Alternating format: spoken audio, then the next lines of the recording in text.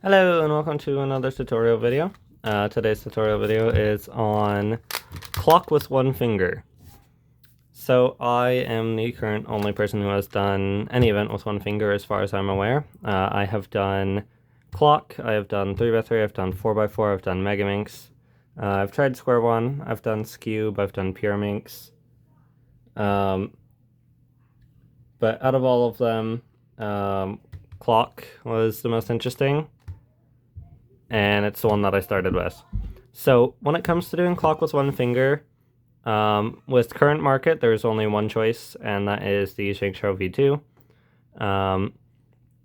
But if you happen to own one, the old Qi is actually preferred. I use my old Qi for this, but I will be showing you with the Shengshou V2 because it is the newest viable cube to use. So my suggestion before starting is removing the corner magnets by using a push pin to push out the little ring on each of the corners and removing the magnets in each of them. This just makes the magnet feel a little lighter and it lets you turn it with one finger a lot easier. Now the reason you need a Shengshou V2 or an old Qi is because of the pins, not the dials. The pins are too difficult to flick with one finger on a new Qi. So if you look at this, which is a newer Qi, as you can see, I cannot turn the pin. Like, I cannot flick the pin. I'm actually hitting it with as much force as I need, but on this one, like, you can hear it when I lightly tap it. Like,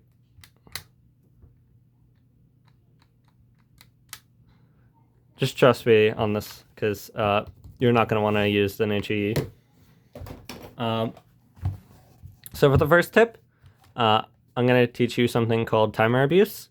This is very similar to table abuse in one-handed, and it's very important to one-fingered because it is otherwise very unenjoyable. There's really Clock and Megaminx are the only two events, or Clock, Megaminx, Scube, and Pyraminx are the only events that really don't need timer abuse. But for Clock, I definitely suggest it, and for the others, it's whatever. So for Clock, you can use timer abuse for a few different reasons. The first major reason is to flip the clock from this position. Because you're going to be not using one of your hands, you can just rest it on the timer like you would with one-handed. My suggestion for this also is to use your dominant hand. Don't use your non-dominant hand because it doesn't matter. You're using one finger. So your stronger dominant hand is going to be better. And I suggest using your middle finger, only because it is probably the best for this. I was using my pointer finger in my average, but then I did a few solves off recording with my middle finger, and I did significantly better. So again, use your dominant hand because it is going to be stronger. There's a few rotations you're going to need to know. Number one is Z moves. Z rotations can be done like this, and Z primes can be done like this, and then Z2 is just double one of those. And that's important because you can't really turn the bottom dials or the left side dials with your right hand, and you can't really turn the right side dials or the bottom dials with your left hand. Really, you're locked into the top dial of your dominant hand side. And then when it comes to X2 or Y2, Y2 is better only because Z2 requires you to knock it over and then flip it back over like this. But like, it's so difficult to do. This is why timer abuse is pretty much required, because otherwise you could not put it back upright. Next up is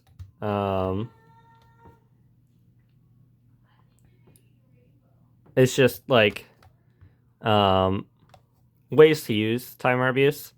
So number one is you can use timer abuse to hold the clock in place. So if you angle your clock, as you can see, you can hold the clock in place with this little divot here on the G5. I haven't done this with G4 yet, so I don't know how about that. So I suggest using G5 until then. Next up is this sort of flip. Because of the curvature, again, the G5 actually is probably the best for this, where you can use your one finger to grab it from here and flip it upwards. And then now let's get on to like actual turning tips. So when it comes to pins, you're going to want to tap the pins, not push the pins. If you push the pins, you'll knock the clock over like this. Pushing the pins is actually a lot easier on the Shengshou V2. I was using the old Qi, so it would get knocked over whenever I pushed it.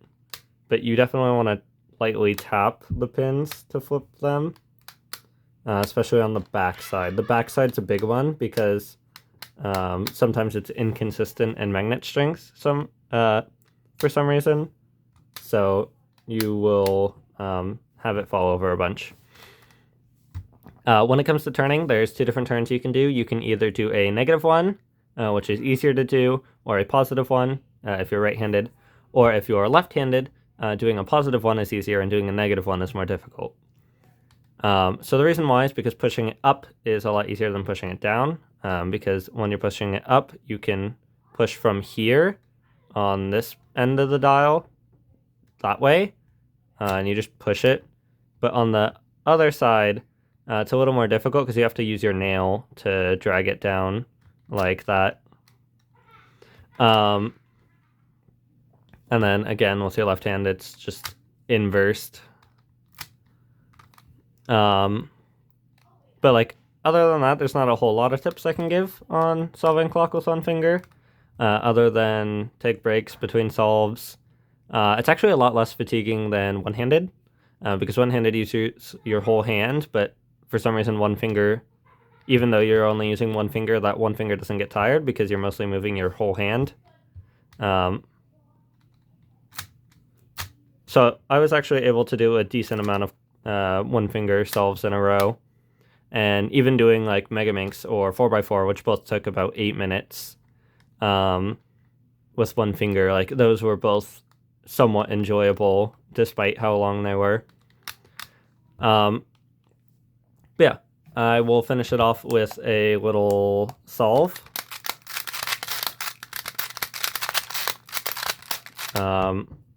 So, of course, I'm sad that they are removing clock from the WCA.